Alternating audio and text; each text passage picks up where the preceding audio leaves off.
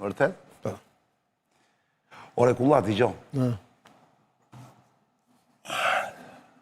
E pe atë besoj që mbeti, më duke se mbeti brënda kjo, apo? Më mendoj që të vejmë pashkivit. Kush Velie? Shiko, se me Velie janë të dyja të vërteta ato që të kam thënë.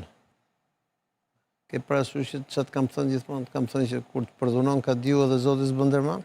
Po, qa perle kulla si ma kujtove, këtë i kështë kopa e thënë. Kur të përdunon ka diu? Po, edhe Zoti s'bënderman. Tani ka diu, kush është? Gjyqtari. Unë ka diu, kur thua ka diu ti, pse më shkon, pse bëj asociacion me këta më kulla, me këta, se thuash, shefat e gjamive. I është mëftiu, s'ka lidhe. Ka diu mëftiu, është, po fonetikisht më ashtu më. Edhe ajo tjetra, kur bi nga fikut hadhe qeni jotë, por ndërkohë, a i vërtet ata e lanë dje në gjukat lartë, sepse ishte një ankimim i vjetër i shkurtit. Por tjetër gjë? Pa i bërin fitore tjetër historike në gjukat kushtetuese. E bia pashë. Që është shumë e rëndësishme, i ka hap rrugën për më vonë, është shumë e rëndësishme, kupton? Po kushtetuesja nuk është dhe vendime, që e prapë gjukat lartë. Është vendimi masë, i dha këti drejt, do më thënë. Jo, mo. I dha drejt kjo, se kërkesa e këti kjo ishte. Po del kjo si fundim, basi, këto janë lololoq, këto janë muhabete kohë. Ashtë se diun duhet parë, duhet zbardh kushtetusja, kur ta çojë kushtetusja në gjukat lartë, duhet parë kur këto vendimet unifikuese që mori gjukata lartë, kur dalë. I kap kjo zgjedhje 2027-ës, vë? Po. Pra kjo kandidon 2027-ës, vë? Se di, se në qoftë se është kjo ligj aktual, s'kandidon dot, sepse i ka bërë 3 mandate. Në qëfë se do ndryshoj harta... Jo, po, a i mund të komentoj, thot që mua nuk bëllan të mbaroj? Jo, mandatin e ka... Sepse nuk hoqi dorë. Sepse nuk e... Po atë e shkarkuan. Ajo pasaj e këtë kushtetusja. Kushtetusja ka i është... Pra ky nuk kandidon do të pra të. Me drejtsin e re, kjo është i vetëmi që ka fitu 2 betejë në kushtetusja, s'ka ndodhë dhe njërë. Dakord. Kjo është se hapur gjithë loja nga kjo përpana. Qita... Interesante. Po qojmë si qa marrëveshje do bëjnë këta për hartën zgjedhore, për ligjin e ri zgjedhore, do ndryshojnë... Se qidhje ka kjo, Velie? Se në qofë se do ndryshojnë bashkita të reja, to bashkita e reja mund të quhen mandatet të reja, kupton? Por nuk e dim, jemi hende herët. Sepse për dhe... Si, që po quhet mandatet, që po quhet të reja, i bje që ky të kandidoj prapë? Mundet ky, për shembull, ai i Maliqit ka 30 vjet që është atje. Nëse ndryshon harta zgjedhore edhe për Maliqin, që Maliqi bëhet më e madh si bashki, ai i Maliqit mund të kandidojë prapë. Seriozisht e këti? Po. Se nuk quhet kryetari i të njëjtës bashki? Jo, i në bashki tjetër. Çfarë perle? Që duhet parë, se e hapur gjithë loja, kupton. Po do shohim çfarë marrëveshje do kenë, kupton. Se tani që mbylli Berisha... Mua më thanë është mirë ky në burg, ashtu. Mua më thanë që është mirë në burg ky. Se më thanë sa njerëz që kishin shkuar, kishin parë. Ka njeri që është mirë në burg? Jo, s'po më kupton. Nuk them që është i lumtur mo. Po është okay, domethënë nuk ka probleme kështu që jo thoshin jo po është bë servitje, luan futboll. Se di. Mirë duket atë ditë që pash atje ty që ka dhënë. Por mu më thanë nga brenda po them njeriu kishte vajtur. Se di. Po. Është mirë dhe nga ana kështu psikologjike kështu është i fortë. Shumë mirë. Po le dio lam namne më burr kur do filloj emisioni më burr.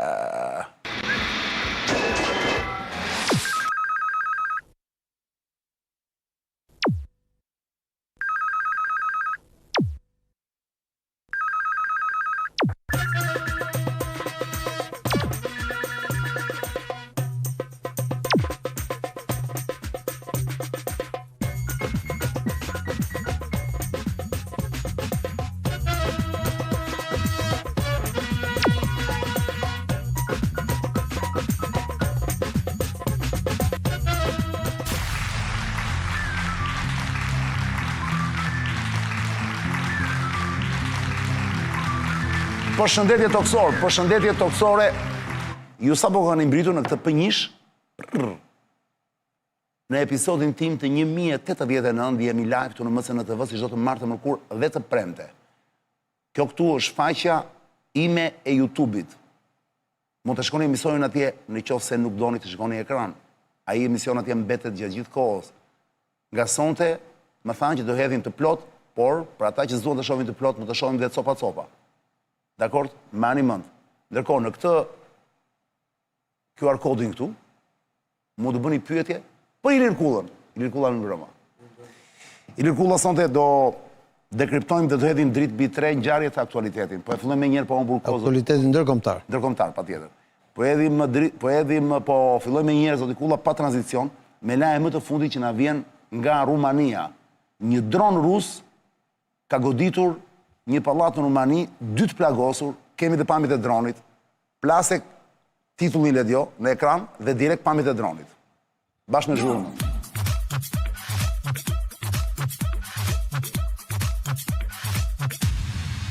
Alors on danse.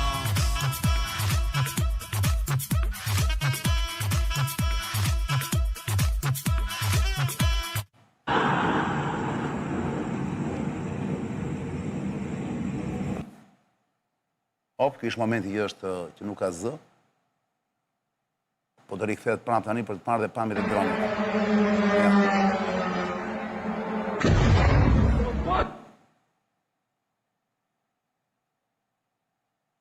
Ja ku janë pamjet e dronit. 2 plagosur, një grua dhe një fëmijë më duket. Mund të kishte bërë më shumë plagosur. Bëhet fjalë për një qytet që është shumë afër kufirit me Ukrainë. Si quhet qyteti më? Është në kufir.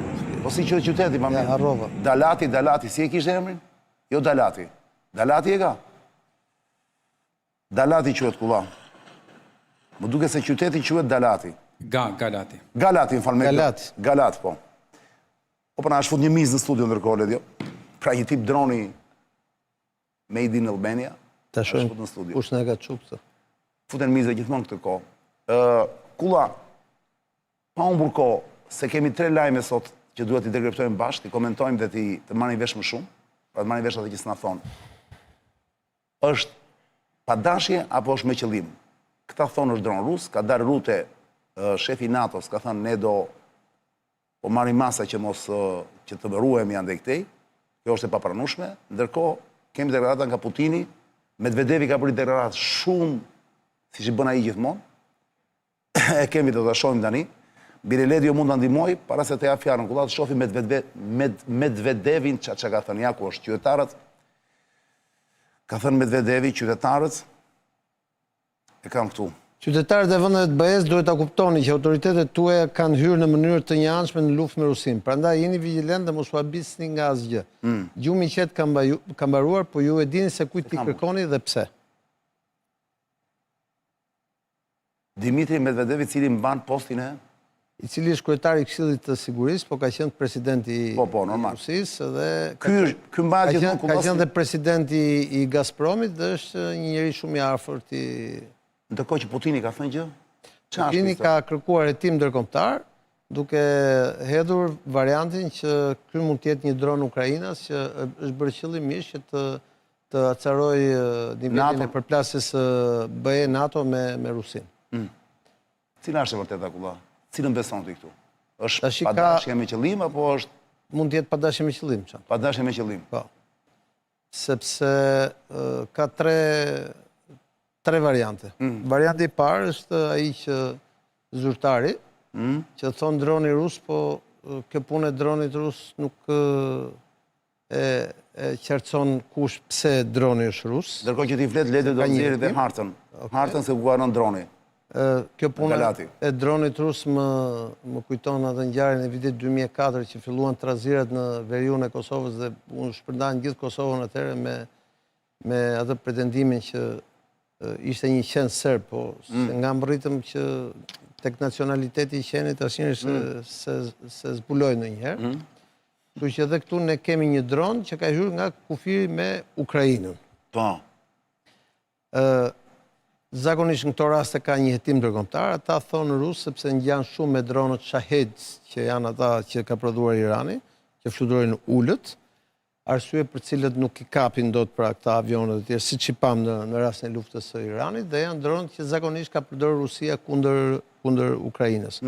Po atje ku ka mbërritur është vërtet larg, kështu që hipoteza që droni të jetë rus vazhdon mbetet e lartë, por nëse do ketë një hetim ndërkombëtar, do qartësohet. Ky është opsioni i parë. Ky është opsioni i parë.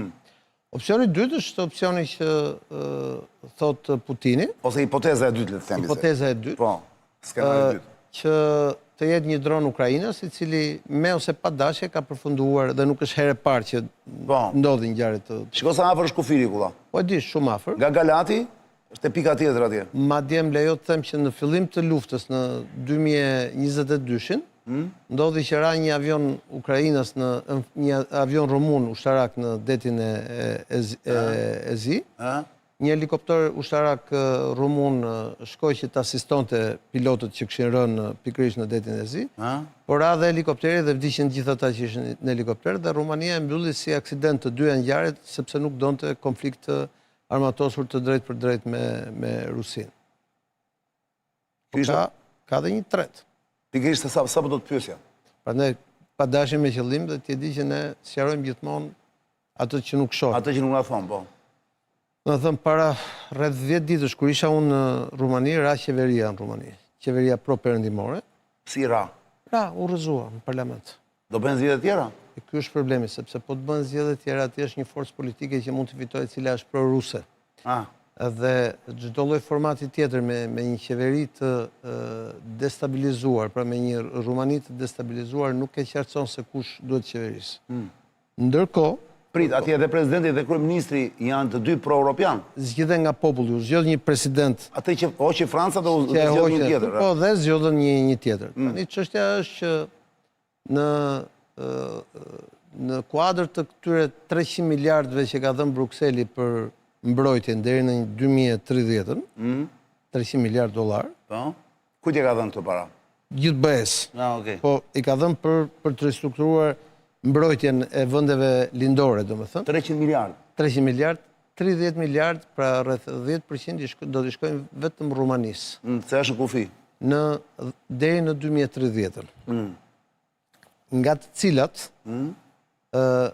këto fonde do të përdoren për mbrojtje ajrore, mbrojtje toksore, inteligjencë artificiale, mbrojtje satelitore, pra janë gjitha projekte ushtarake të nivelit të lartë, të cilat synojnë që Rumania të jetë një vijë kufitare e BE-s e sigurt dhe kuptohet që Rumania është në kufi me kë, me Rusinë në detin e Zi. Sa po ra qeveria dhe sa po u tregua që mund të ketë destabilitet politik në Rumani, nga Brukseli erdhi direkt sinjalizimi që nëse nuk ka stabilitet, këto fonde nuk do të shkojnë në Rumani. Kështu që këto 30 miliardët e famshëm rrezikohen, nëse gjendja politike në Rumani është e tillë, rrezikohet që këto fonde të mos fillojnë dhe të mos mbërrin kurrë. Po si do ta bëjmë pra se ti the që parë që qeveria ra, po nëse ka rënë qeveria, pra nëse do të zgjedhje, nëse po pra ky është, po tentojnë të bëjnë një qeveri në parlament, po ajo çfarë është më e rëndësishme është që këto fonde rrezikohen. Dhe kjo ngjarje e sotshme rastësisht koincidon me këtë moment politik dhe ekonomik, që do të thotë që rumunët, po i thonë europianëve që me ose pa qeverinë këto 30 miliardë na duhen se duhet mbrojemi, se ja ku i kemi armikun të dera. Që do të thotë, një sekond, që do të thotë bëjmë apo s'bëjmë zgjedhjen ne, nuk mund të jetë ky kushti që ju na jepni lekët. Ësakt. Dakor. Dhe Rumania ka një veçanti, është një nga shtetet me shërbimet sekrete më të zhvilluara në Evropë dhe në Evropën lindore, veçanërisht në Evropën lindore, që nga koha e sekuritates e Ceaușescu. Kështu që ky është një moment që ajo vjen pikërisht në momentin e duhur. Është një veçanti unike që ka Rumania dhe tjepe sot të gjithë liderët evropian, nga Komisioni, nga Van der Leyen, tek Costa, të gjithë u shprehen që te NATO alarmi i madh, duhet ta ruajmë Rumaninë, etj. Teatr me fjalë. Tash janë tre hipoteza. Ku është neni i famshëm 5 i NATO-s, o vëlla me qira fjala? Neni i famshëm 5 i NATO-s është në rast se ka sulm, por Rusia duhet të thotë që ne po bëjmë sulm, por Rusia thotë që ne s'po bëjmë sulm. Po Medvedevi? Medvedevi ka dhënë përgjigje tjetër. Pse? Medvedevi lexuam. Po pra po, sepse kjo që ndodhi sot është pas disa goditjeve që ka bërë javët e shkuara Ukraina në Rusi, edhe në Moskë. Edhe në Moskë, po. Në të cilët Moska ju përgjigj me një super goditje dhe po përgatit një super goditje tjetër, ka parlemruar amerikanët, ambasadat, madje shpëtoi edhe Ernali Filo, ambasadori jonë, cilën e ka mik nga Se sulmi. shpëtojsh, dhe më thonë. Se u godit pallati ku ishte ai, Pse vërtet u godit pallati? po se goditën me oreshnik E di. rusët, po. Pallati ku ai banon?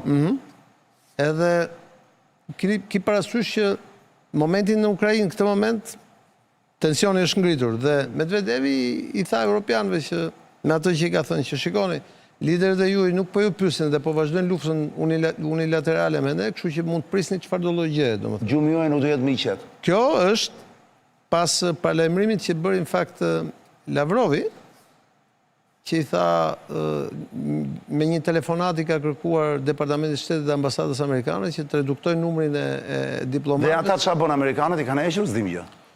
Unë mendoj që amerikanët janë duke negociuar, po amerikanët tani kanë një dhimbje koke më të madhe që është Irani, cilën do flasim pastaj.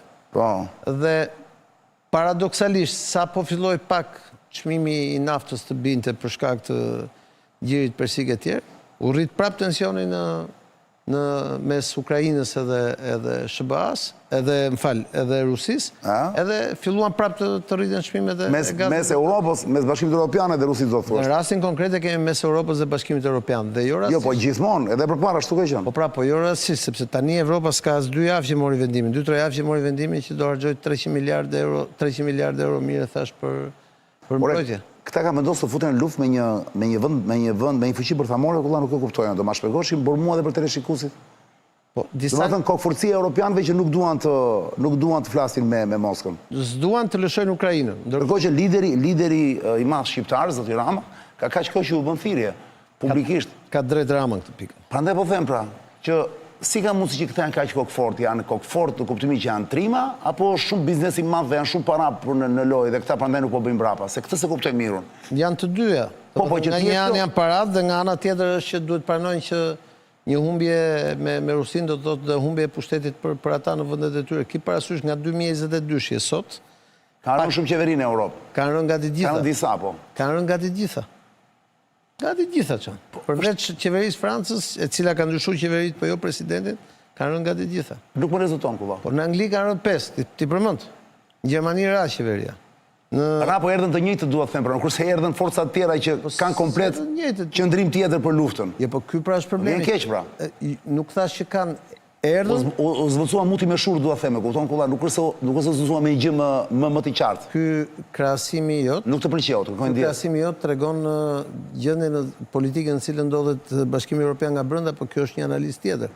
Jo, po është vërtet që qeveritë e ranë gjitha, përveç qeverisë së Francës që ka po. Ra edhe Orbani që ishte kundër luftës në Ukrainë.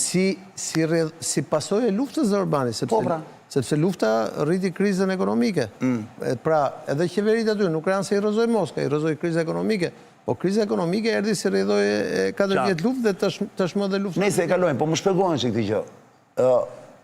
Ti thua nga dyja palët, populli shkret që dëgjon dhe konsumon lajmet. Ti thua trëmbet kulla, po dhe populli ka kuptuar që kjo është një lojë në fakt. Shiko, që këta bëjnë sikur duat bëjnë luftë europianët, ai bën sikur do i godasi Putini dhe nxjerr Medvedevin i thotë nuk do të frini të qetë, dhe jeta vazhdon, la vida continua. La vida continua. Nëse ti shkon në Puglia, po themon, ose në Sicili, pjesë e Bashkimit Evropian, edhe vetë atje dhe fletë ata. Dhe Italia është pjesë e G7-s. Edhe ti thua njerëzve që ju do vuani tani sepse ne do fitojmë luftën e Ukrainës kundër Rusisë. Ti mendon se ka në një nga Sicilia ose nga Puglia që kupton kush është diferenca mes një Ukrainë ose dhe një Rusë? Jo, ata din vetëm që flasin pothuajse të një gjuhë, po. Pra, çështja është që njerëzit perceptojnë çmimin e naftës, gazit, inflacionin, gjithë këto problemet e tjera. Po në anën tjetër, Bashkimi Evropian ka hyrë në një luftë cilën nuk mund ta humbi sepse pasojë e Bashkimit Evropian është përbërja e brendshme. Dhe në një lloj forme ata duan të qëndrojnë të fortë që kur të ketë negociata të kenë diçka mbrapa në tavolinë. Por në njëjtën kohë Bashkimi Evropian duhet marrë dhe një vendim të madh politik, antarësimin e Ukrainës të shpejtë në BE, gjë që nuk e marrin dot edhe për arsye ekonomike. Statusi i asociuar, kështu thon ky Merca. Po statusi i asociuar ashtu, të asociuar jemi ne, Shqipëria ka që kur ka qenë Ilir Meta kryeminist në 2001 kur erdhi Romano Prodi kemi filluar ne atëherë. Atëherë u bën MSA-ja. Kujtohet. E haruan Metën e shkretën. Kujtohet që në 2001. Pra, statusi i asociuar është tjetër gjë, antarësimi është tjetër gjë. Thjesht Ukraina është një vend shumë i madh. Ukraina është 2 herë sa Gjermania, që është vendi më i madh i BE-s sot. Pra, Kjo situatë tregon krizën në cilën ndodhet. Po, vetë fakti për shembull që në Rumani kemi patur një situatë politike shumë të tensionuar, me qeveri pro-ruse të rrëzuar, president pro-rus të rrëzuar, koalicion pro-europian i cili nuk është stabil, dhe gjithë kjo gjendje, dhe gjithë to paraqet përmenda, domethënë gjithë to interesa, tregon se sa e tensionuar është situata nën tavolinë. Para se të kim të furnizohemi te SPO-ili, Kullam, më thuaj edhe një gjë tjetër. Droni po ta vësh re për ta mbyllur këtë guackën, sepse i thënë 3 opsionet ishin, ai i fundit ishte shumë interesant.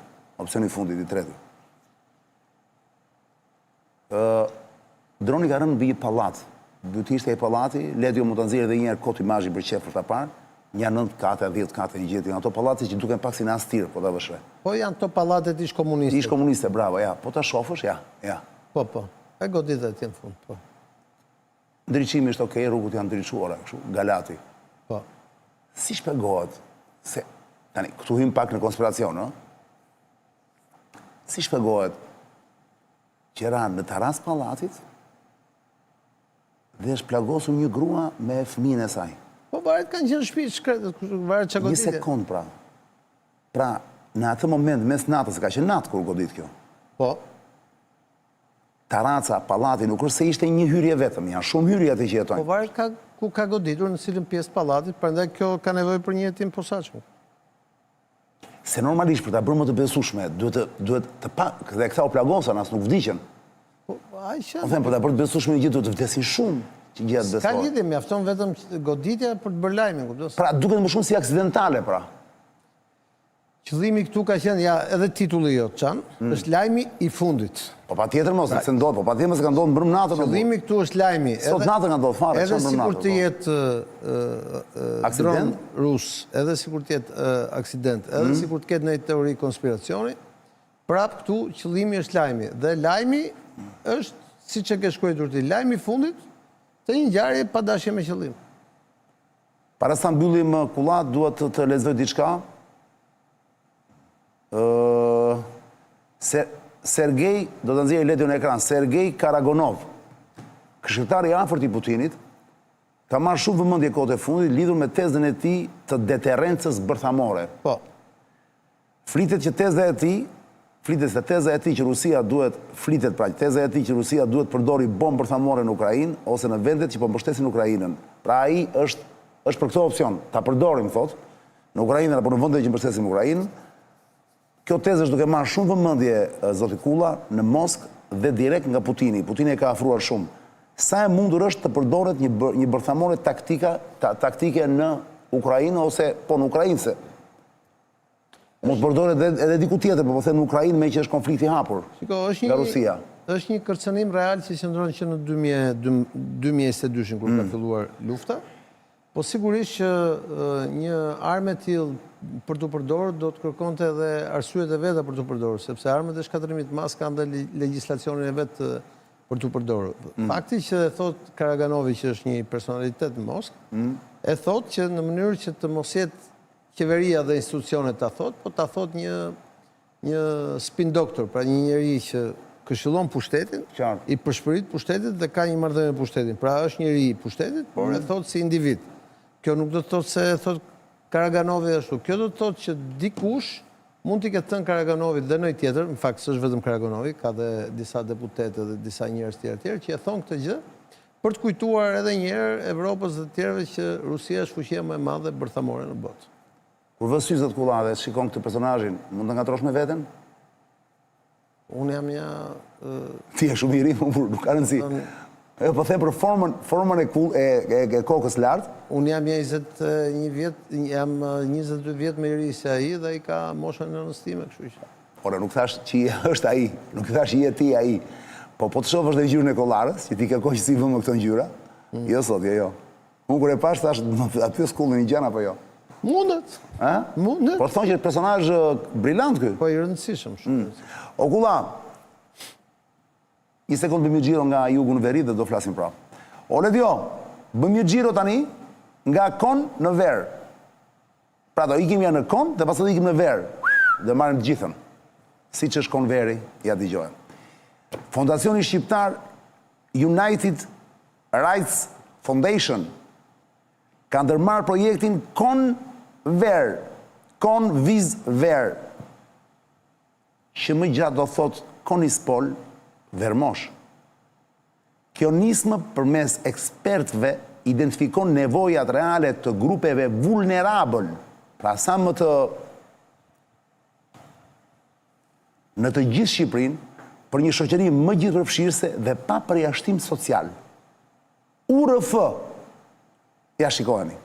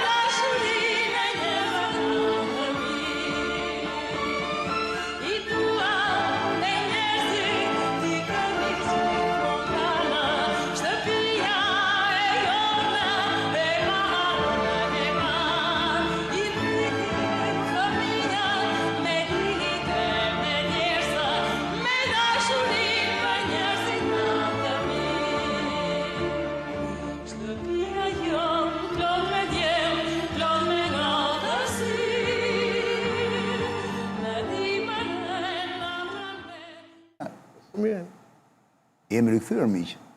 Dhe vazhdojmë me misionin Ledio? Po, bravo Ledio. Plaset fap. Ikim dhe njërë. Do ikim tani? Po. Je i sigurt? Po të po shkoj të furnizohem unë njerë. Okej. Ikim furnizohem i kulla se nam do ra bëj çek motori. Do thoshte Mangufi. Sa i lezeshëm Mangufi. Manguf. Te SPO ili do shkoni, se mos fusi zorën se ju keni zakon. Dini me makinë, mos mbaroj, se ju del ajo, pikat atje në fund, ose ju bie shigjeta. Edhe pa fusi çdo lloj zorre të tmerrshme në makinë. Edhe makina vetëm te SPO ili. Makina merr frym. Është the fuel of champions, e keni gjithandej. SPO il, fikso logon. Bravo Said! Ikim Ledio! Tani më në fuqi, funizuam të SPO-ja.